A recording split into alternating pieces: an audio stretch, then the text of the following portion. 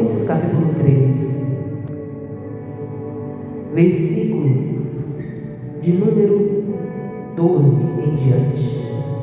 Diz assim: revesti-vos, pois, como eleitos de Deus, santos e amados, de entranhas de misericórdia, de benignidade, humildade, mansidão, longanimidade, suportando-vos uns aos outros e perdoando-vos uns aos outros.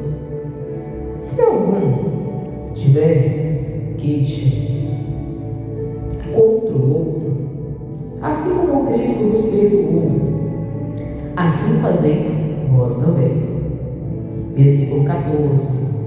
E sobre tudo isso, revesti-vos de amor, que é o vínculo da perfeição. Versículo 15. E a paz de Deus, para a qual também foste chamado em um corpo, domine em vossos corações e sede agradecidos. Então a palavra, ela inicia falando para a gente se revestir. E o que é revestir? Revestir é você se vestir novamente. E Deus, ele chama-nos todos os dias para a gente se revestir novamente da perfeição que há em Jesus Cristo, ou da perfeição que há na palavra, na verdade, que é Deus.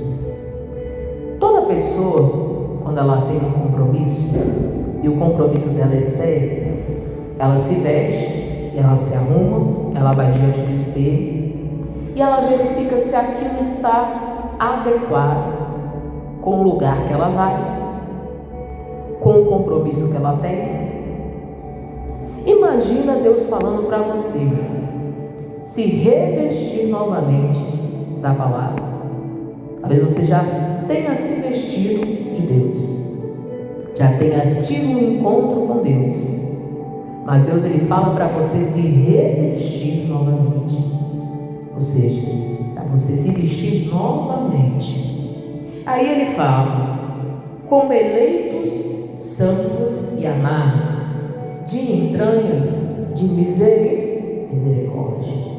Ou seja, se nós queremos ver uma mudança na nossa casa, na nossa família, na nossa descendência, a misericórdia de Deus precisa ser algo predominante na nossa vida. E isso também nós temos que ter pelas pessoas à nossa volta, e principalmente por aqueles que fazem parte da nossa casa e da nossa descendência. Se revista de entranhas de misericórdia. Tente enxergar e entender o que tem se passado dentro da sua casa, no seu ambiente familiar. Muito mais fácil será entender e compreender o que está acontecendo dentro da sua casa quando você é uma pessoa que tem facilidade de ouvir. Quando você é uma pessoa que, além de você falar, dialogar, mostrar o seu posicionamento dentro de casa, no ambiente familiar, para com a sua família, mas além disso, sendo você uma pessoa que para e ouve o que a sua família tem a dizer. Aí você mostra que você é uma pessoa revestida da misericórdia.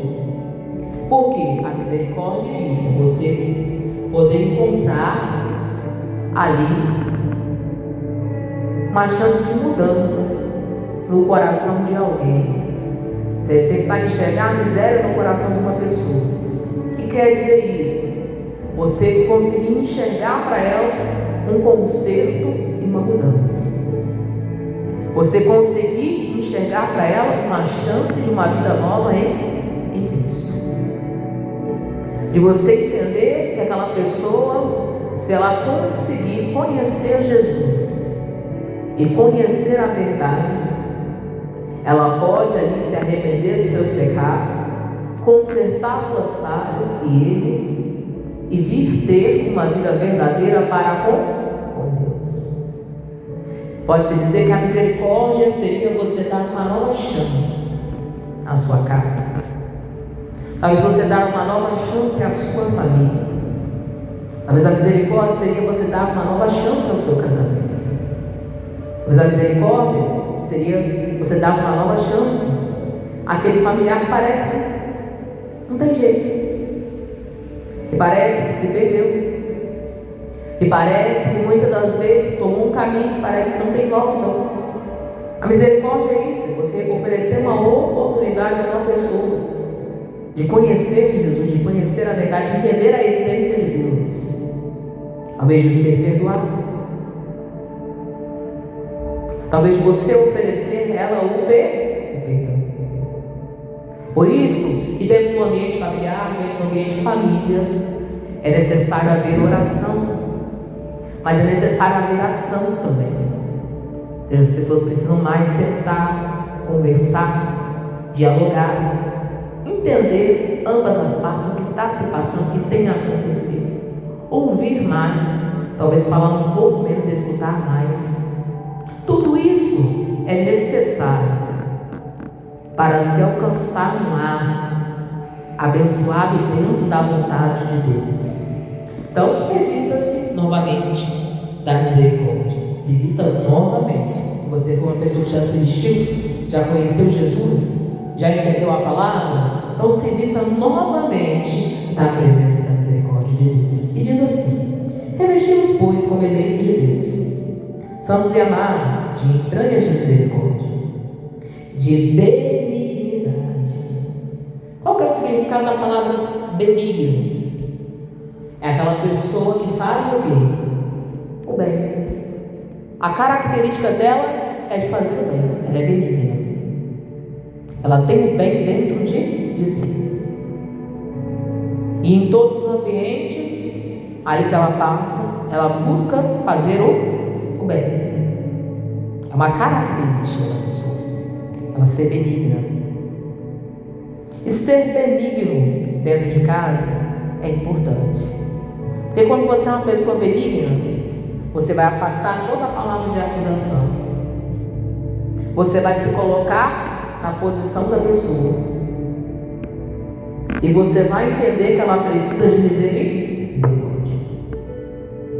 Talvez ela precise de uma nova chance, ou que talvez ela precise somente de uma nova oportunidade de recomeçar. A benignidade, irmãos, faz você mudar a sua mente, faz você mudar atos e atitudes, comportamentos ou até decisões que você tomaria se você não tivesse dentro de você o sentimento de benignidade, de querer fazer o bem, de ter uma característica de querer o bem, não o seu, mas o bem das pessoas à sua quê? À sua volta. Você é revista de benignidade. Aí fala de humildade.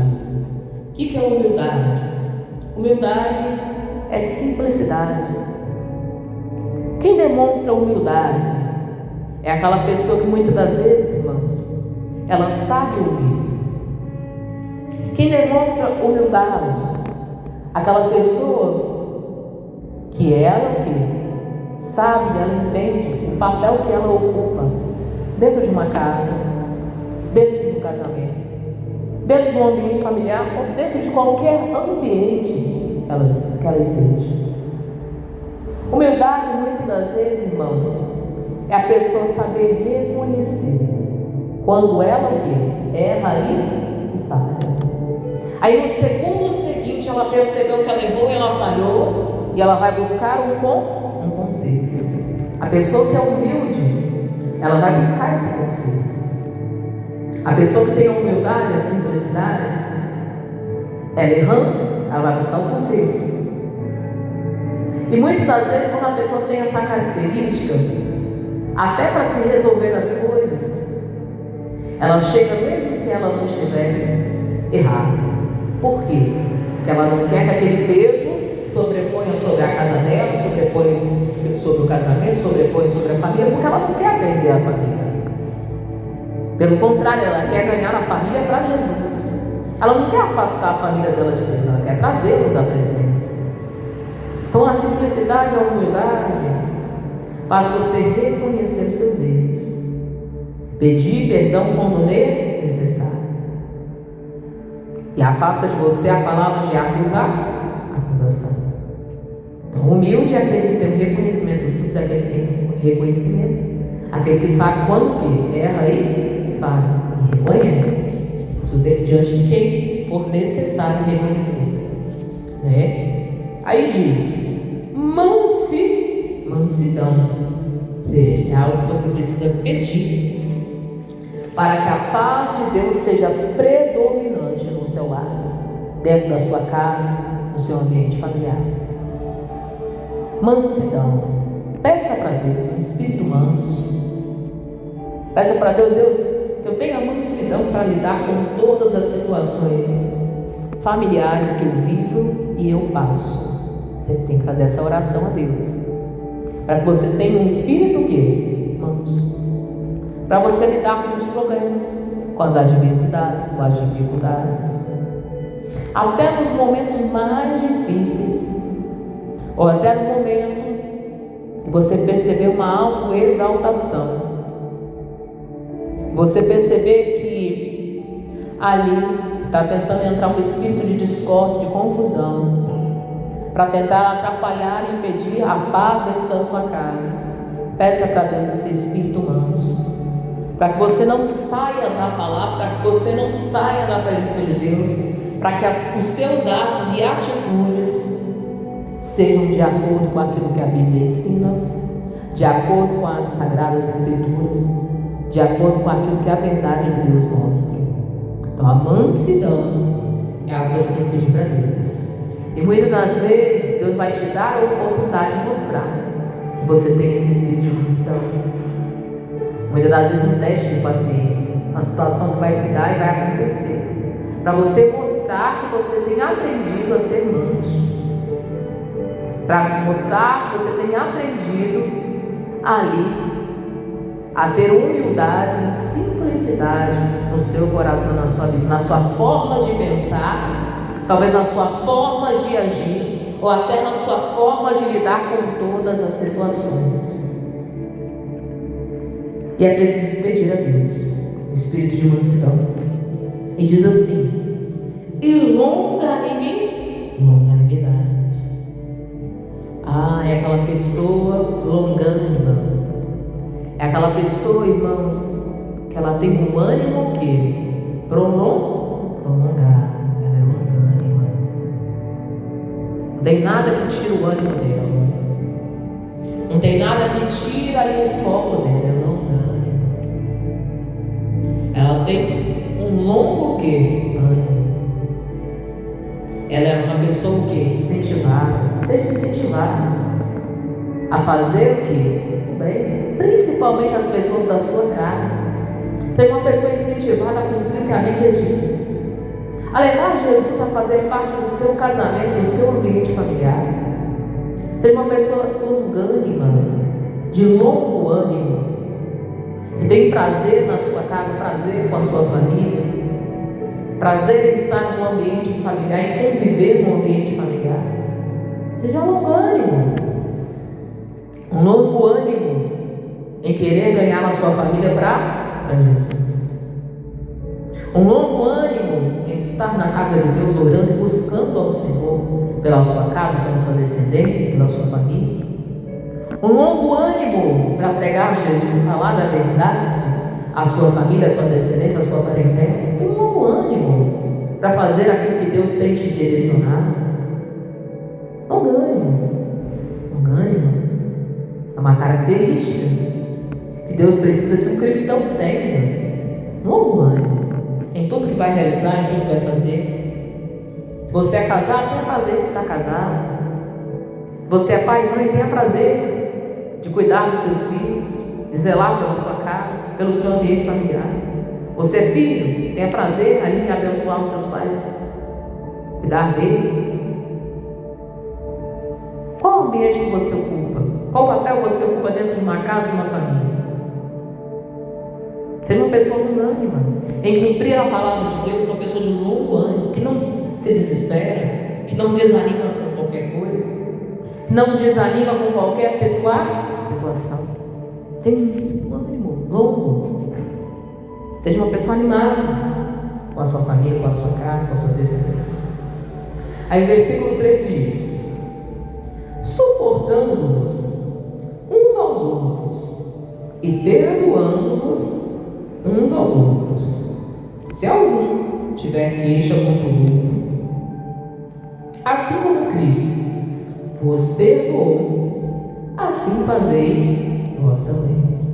Tem algo, irmãos, que não pode entrar, não pode fazer parte do ambiente familiar, porque senão isso é destrutivo, isso é prejudicial, isso pode até ali acabar com a própria família. A mágoa, o ódio, a raiva e o ressentimento. Isso precisa ser retirado da sua vida, se existe. Isso precisa ser lançado o quê? Fora. Isso não pode fazer parte da sua vida, porque isso é prejudicial. Isso só vai destruir o seu ambiente familiar.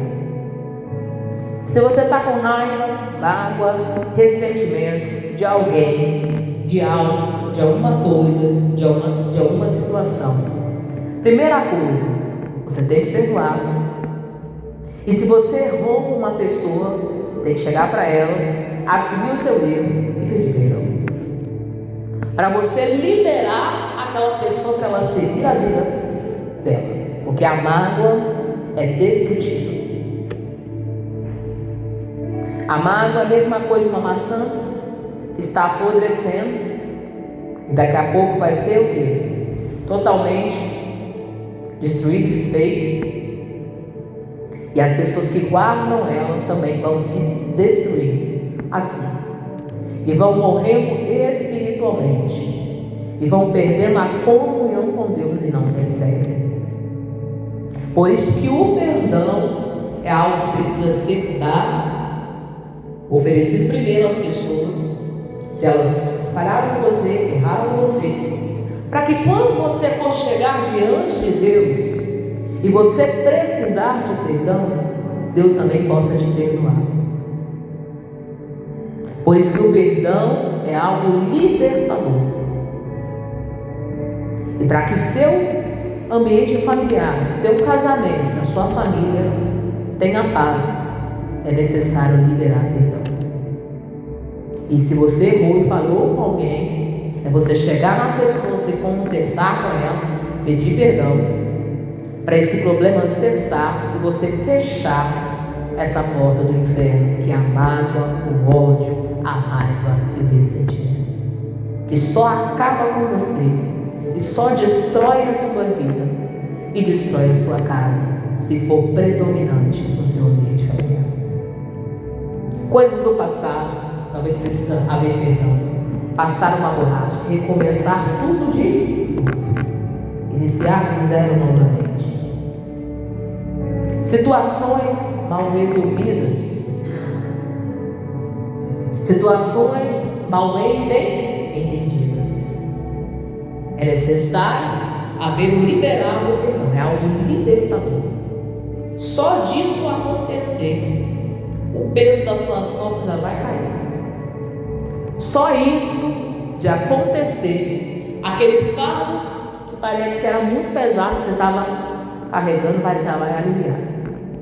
Só de você liberar perdão e de você resolver o problema com quem você precisa resolver, ser gerado tanto no seu coração, no coração dessa pessoa, um conserto novamente. Todo aquele peso, aquela carga espiritual pesada, aquele fardo pesado, você vai cair por terra. Então ele fala, suportando uns aos outros, por amor a quem? A Cristo. Temos que suportar, perdoando uns aos outros, por amor a quem? A Cristo. A Bíblia fala, a pessoa pode errar com você 70 vezes 7 e você ainda tem que liberar para ela o perdão. seja algo diário, 37 por dia. Por quê? O que quer dizer isso? Que todos os dias, se alguém errar conosco, essa pessoa pedir perdão, a gente tem que liberar o perdão para ela. Porque a mágoa e o ressentimento, ela só prejudica você mesmo. Ela só gera em você mesmo a perda. Ela só gera em você mesmo o sofrimento. Você aprender a perdoar, você já vai obter uma grande vitória no ambiente familiar. E diz assim, continuando: perdoando-nos uns aos outros, se alguém tiver queixa contra o outro, assim como Cristo vos perdoou, assim vós fazei também. Por que eu tenho que liberar o perdão? Porque eu também fui perdoado. Por que você tem que liberar o perdão? Porque você também foi perdoado. Talvez você foi também perdoado. Então, perdão é algo que você tem que liberar, porque Cristo também te perdoou quando você precisou, quando você pediu perdão. E diz assim, versículo 14: e sobre tudo isso, revestivos de amor. Então, se vista novamente de amor. Se vista novamente do verdadeiro amor que está em Cristo Jesus.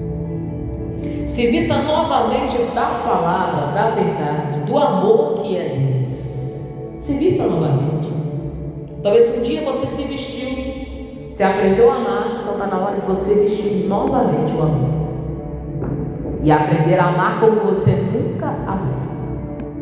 E começar a amar as pessoas com o amor de quem? De Deus. Se vista novamente do amor, ou se vista novamente do primeiro amor, ou se vista novamente de Deus, mas se vista novamente. Não dá para poder chegar muito longe se não tiver revestido de amor, que é o vínculo da perfeição. Assim você vai começar a obter atitudes concretas, certas e de sabedoria na sua vida, na sua casa e no seu ambiente familiar.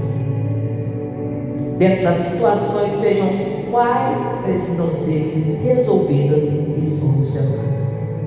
É muito mais fácil de resolver um problema e de resolver uma situação, principalmente no quesito família, quando a pessoa é revestida de amor de verdade, revestida de Deus, da pessoa de Deus, porque Deus é amor. É muito mais fácil de resolver qualquer situação.